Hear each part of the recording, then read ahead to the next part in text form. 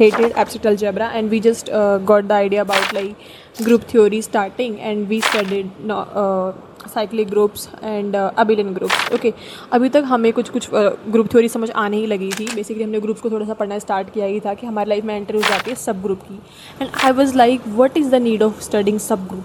Like ठीक है, group था, ग्रुप थ्योरी, हमने ग्रुप्स पढ़ लिए, बट नहीं, हमें सब ग्रुप भी पढ़ना पड़ गया.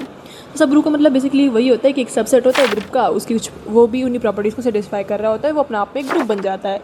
ठीक है, उसकी डेफिनेशन हो गई थी, बट नहीं, हमको डेफिनेशन से कहाँ ही शांति मिलने वाली थी. हमने पढ़नी थी टेस्ट कि कोई चीज़ सब ग्रुप क्यों है, मतलब why we need to prove it. Okay, so for proving it we need to have some test. Test कुछ इस तरह के थे कि 1 स्टेप टेस्ट, 2 स्टेप टेस्ट और फाइनाइट सब ग्रुप टेस्ट.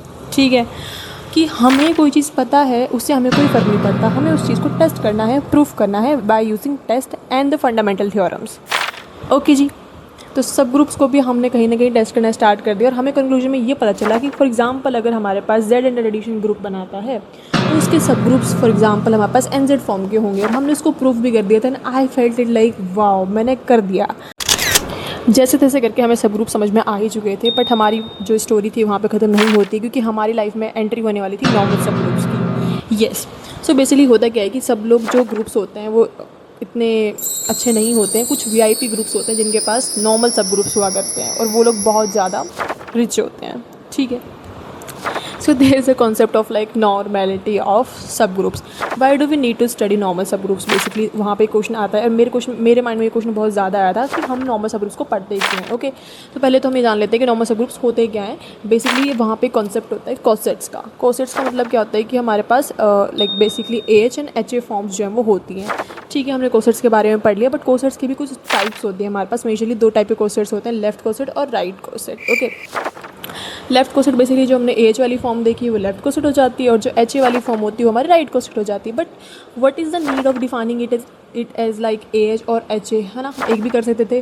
तो यहाँ पे कंडीशन होती है हमारे पास कि द टाइम जब हमारे लेफ्ट कोसेट और राइट कोसेट इक्वल हो जाते हैं, तो वहाँ पे जो ग्रुप होता है बेसिकली वो नॉर्मल हो जाता है.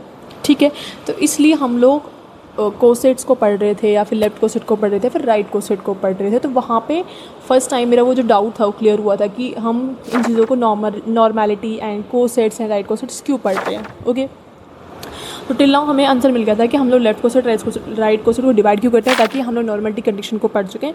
अब हमें ये पता चल गया कि नॉर्मलिटी कंडीशन क्या होती है. बट अब एक क्वेश्चन और आ जाता है कि नॉर्मल कंडीशन हम पढ़ते क्यों हैं. ठीक है, so we study about normal subgroups and groups because we want to define and we want to study question groups.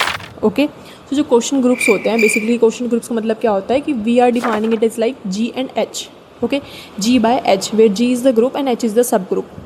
Okay, so for defining that subgroup and basically that quotient groups, we must have the condition that the subgroup H is normal.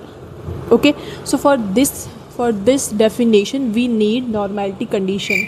यहाँ पे मेरे mind में कुछ चीज़ें clear होने लग गई थी कि हम चीज़ों को कैसे लिंक कर रहे हैं आपस में, कि हमें क्योंकि क्वेश्चन ग्रुप्स पढ़ना था इसलिए हम लोगों ने नॉर्मलिटी कंडीशन पढ़ी. नॉर्मलिटी कंडीशन डिफाइन होने के लिए लेफ्ट और राइट कोसेट इक्वल होनी चाहिए, इसलिए हमने लेफ्ट और राइट कोसेट को डिफाइन किया.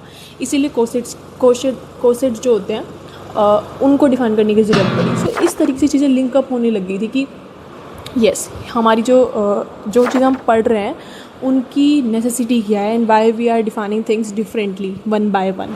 Okay, stay tuned for further parts there where I will let you know that how I started loving abstract algebra actually from hating it to the bestest of my mind. Like I hated abstract algebra a lot from the very starting, but when the time I started understanding the concepts, then I started loving it, and if I can, then you can also love it.